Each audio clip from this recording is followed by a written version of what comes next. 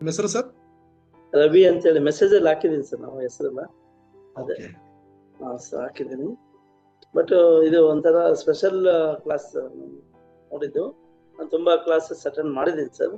But ಇದರಲ್ಲಿ ಏನು different ಸ್ವಲ್ಪ ಈಸಿ ಅಂಡರ್ಸ್ಟ್ಯಾಂಡಿಂಗ್ ಆಯ್ತು. ನಾನು ಆಲ್ಮೋಸ್ಟ್ ಅಲ್ಲಿ ಜಾಸ್ತಿ ಸ್ವಲ್ಪ ಆರ್ಗ್ಯೂ ಮಾಡೋದು ಜಾಸ್ತಿ, ಯಾವುದಕ್ಕೂ ಒಪ್ಪಲ್ಲ.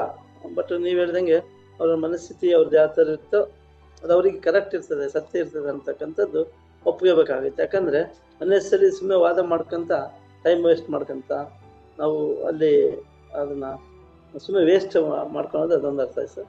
ಮತ್ತೆ ನಾವು ಏನು ತಗೊಳ್ತೀವೋ ಅದು ಡೆವಲಪ್ಮೆಂಟ್ ಆಗುತ್ತೆ ಅಂತಕ್ಕಂಥದ್ದು ಅದು ಭಾಳ ಯೂಸ್ಫುಲ್ ಆಯ್ತು ಸರ್. ಆಮೇಲೆ ಸರ್ ಈಗ ಅದೇ 6-9 ಒಂದು ಭಾಳ ಇಂಪಾರ್ಟೆಂಟ್ ಅಂತ ಹೇಳಿದ್ರು.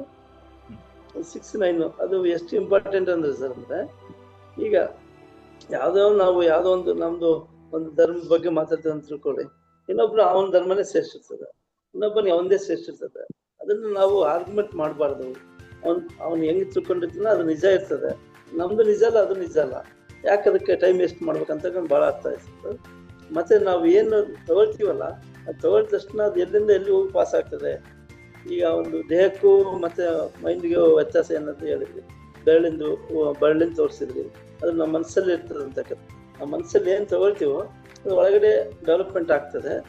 ತಗೊಳ್ಬೇಕಾದ್ರೆ ಯೋಚನೆ ಮಾಡಿ ತಗೊಳ್ಳಿ ಅಂತಕ್ಕಂಥದ್ದು ಅದೊಂದು ಭಾಳ ಯೂಸ್ಫುಲ್ ಆಸಿರೋದು. ಅಂದರೆ ನಾವು ನೆಗೆಟಿವ್ ಯೋಚನೆ ತಗೊಂಡ್ರೆ ಅದು ಎಲ್ಲದಕ್ಕೂ ಅದನ್ನೇ ರಿಸಲ್ಟ್ ಕೂಡ ಅದೇ ಬರ್ತದೆ ಅಂತಕ್ಕಂಥದ್ದು ಭಾಳ ಯೂಸ್ಫುಲ್ ಆಗಿದೆ. ಅದಕ್ಕೆ ಪಾಸಿಟಿವ್ ತಗೋಬೇಕು, ನಮ್ಗೆ ಯೂಸ್ ಇಲ್ಲ ಬಿಟ್ಟು ಹಾಕ್ಬೇಕು, ಅದನ್ನ ನಾವು ತಗೋಬಾರ್ದು ಅಂತಕ್ಕಂಥದ್ದು ಭಾಳ ಯೂಸ್ ಆಗಿದೆ. ಆ ಥರ ಭಾಳ ಎಕ್ಸ್ಪ್ಲನೇಷನ್ ಚೆನ್ನಾಗಿ ಹೇಳಿದ್ರಿ, ಚೆನ್ನಾಗಿ ಅಂಡರ್ಸ್ಟ್ಯಾಂಡಿಂಗ್ ಆಯ್ತು. ಬಟ್ ಭಾಳ ಯೂಸ್ಫುಲ್ ಸೆಷನ್ಸ್, ಭಾಳ ವಂಡರ್ಫುಲ್ ಯೂಸ್ಫುಲ್ ಸೆಷನ್ಸ್. ತುಂಬ ಧನ್ಯವಾದಗಳು. Thank you sir, thank you.